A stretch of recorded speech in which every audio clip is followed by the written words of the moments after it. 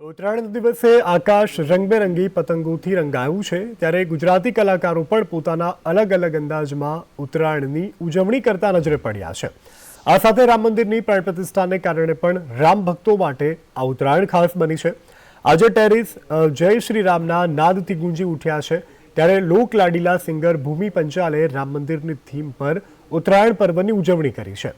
લોકગાયિકા ભૂમિ પંચાલે ઉત્તરાયણના સોંગ સાથે ગુજરાતી ગીતોની પણ વણઝાર કરી છે ત્યારે સંદેશ ન્યૂઝ સાથે ઉત્તરાયણ મનાવી રહેલી સિંગર ભૂમિ પંચાલે શું કહ્યું આવો સાંભળીએ।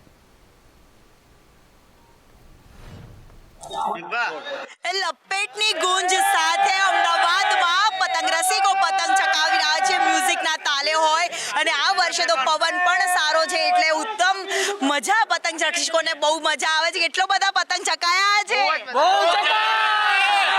ઉત્તરાયણનો માહોલ છે તે અહીંયા જોવા મળે છે અને આજે 14મી જાન્યુઆરી એટલે દરેક ટેરેસ ઉપર એક જ ગુંજ કે લપેટનો રણકાર અને પાછું અયોધ્યા રામ મંદિરનું પણ છે એટલે ટેરેસ ઉપર રામના સોંગ પણ વાગતા નજરે છે તે પડી રહ્યા છે।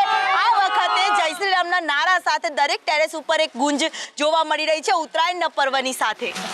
આ વાત સાચી છે અને ઉત્તરાયણના પર્વની નિમિત્તે અમે દરેક વખતે ફેમિલી એન્જॉय કરીએ છીએ અને काइट फेस्टिवल भी एंजॉय કર્યો છે। बहुत सारा एंजॉय किया है और अभी गिनती का तो नहीं, बहुत सारा बस एंजॉय बहुत किया है। क्या बात है, અત્યારથી જ એક માહોલ છે જે ઉત્તરાયણનો ટેરેસ ઉપર લપેટના રણકાર સાથે આ વખતે ઉત્તરાયણમાં જય શ્રી રામનો નારો પણ ગુંજતો નજરે આ ઉત્તરાયણમાં પડી રહ્યો છે। કેમેરામેન પ્રકાશ શર્મા સાથે દિવ્યા ચૌહાણ, સંદેશ ન્યૂઝ, અમદાવાદ।